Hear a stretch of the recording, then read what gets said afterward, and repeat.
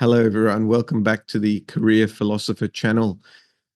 Have you ever spent a few nights at someone else's house? Let's say you were traveling and someone said, you can spend the night at ours, and uh, you were welcome there and they asked you to make yourself at home, but still there was an unfamiliar feeling with everyday mundane tasks. In fact, you had maybe what I would describe as a logistical awkwardness with everything that you do.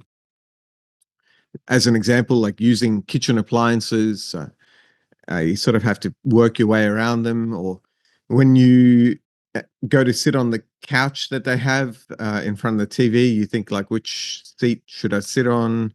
I don't want to get in anyone else's groove and take someone else's spot. And let's say it comes to the end of the day and you want to get yourself ready for bed.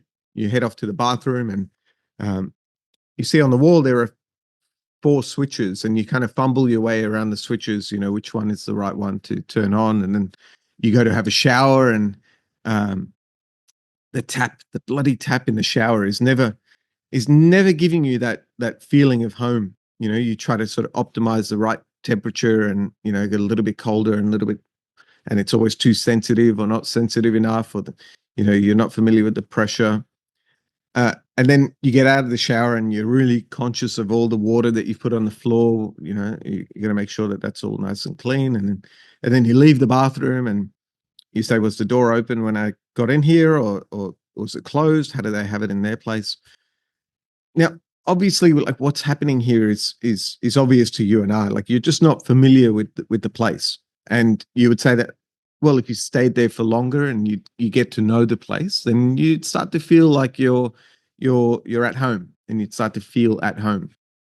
And that's all good and well, but what do we actually mean when we say we get to know the place? Like, imagine your friend, the one who'd welcomed you to stay there, imagine they gave you a thick folder and they said, like, make yourself at home, like, have a read through this folder and it's got everything you need. And then you opened it up and you went to the bathroom section, and the bathroom section had the light switches there, and it said on the top left you will find a switch that turns on the regular central light, which is consisting of 2 60-watt globes, and they have a 2700K whiteness and 1600 lumens each.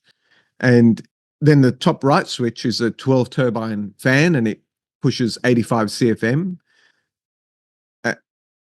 We just don't get instructions like this. I mean, imagine the next page had a section on the shower tap, and it said, if you want to get 39.5 degrees of temperature and you want 15 liters per minute of pressure, then what you need to do is you need to turn the hot tap 270 degrees counterclockwise, and the cold tap 215 degrees. And this kind of detailed factual information is so ridiculous and foreign. And is this really how we get to know things better?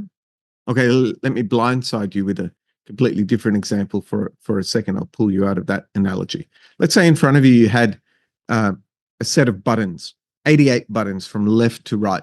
And when you press the buttons, they're not like switches. They actually have like a little bit of travel in them. So, how hard you press the button matters. And I said to you, okay, so what you want to do is you want to get the 64th button and the 66th button and the 70th button, and you want to press them down at the same time with 49 grams of downward pressure. And when you press them down, you want to hold that for 1.8 seconds. And then immediately after that, you want to press the 45th button and the 43rd button down with 51 grams of downward pressure for 1.2 seconds. Now, what am I doing here?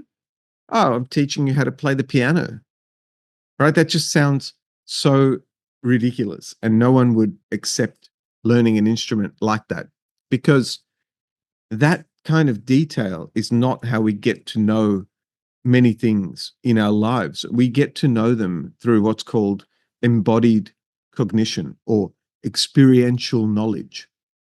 And jobs are very much like this. But before I completely switch gears into talking about jobs, I want to stick with that bathroom analogy for just another minute.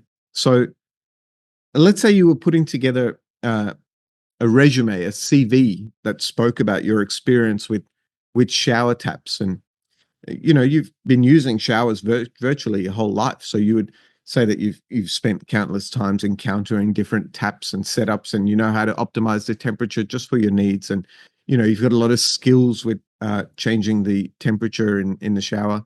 That's all good and well, but that experience, see, that doesn't change the phenomena that you experience at a friend's house at all. Bringing that lifetime of experience of using a shower tap doesn't change the unfamiliar feeling that you get when you have that first shower at a friend's place. So, in many ways, jobs are like this.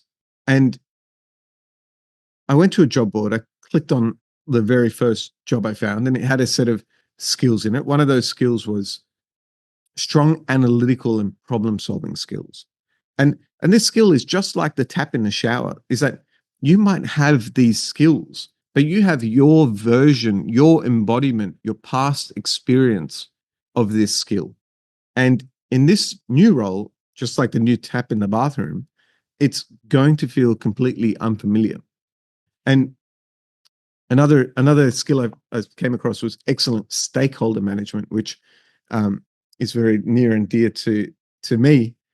And you could be great at that skill, but you have no idea in this new job what that actually means, because the stakeholders could be vastly different. The role could be at a completely different cadence to what you're used to.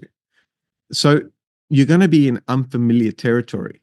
And there's a lot of analogy in this video so far, but that's all sort of groundwork and foundation for what I really wanted to get to, which is a quote from a philosopher called Zhuangzi, who lived almost 2,500 years ago, a Chinese philosopher. And so much of his work around perception and transformation is still relevant today. I find that wild that literally thousands of years on, some of his work is so profound in modern day thinking. Now, I want to read a quote of his, and I'm just going to read it word for word because I think it deserves that.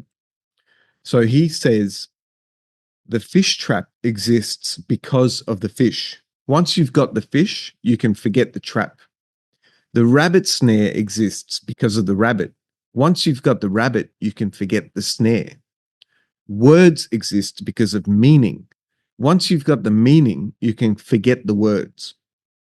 Where can I find a man who's forgotten words? He's the one I want to talk to."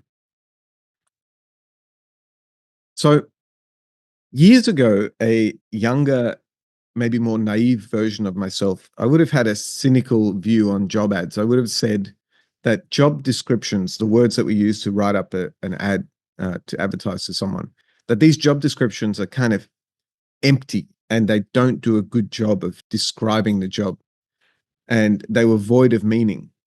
And that's a fair critique, but I realized I was completely wrong, because the words in a job ad are actually full of meaning. They're brimming with meaning. But unfortunately, as a reader, you won't understand the meaning because the words can't offer you embodied cognition or experiential knowledge. And there's literally nothing you can do about that. The employer or the recruiter can write up that thick folder of detailed information and descriptions on all elements of the job, and you won't be any better off. In fact, you'll probably be more confused and know less about the job with the folder than not.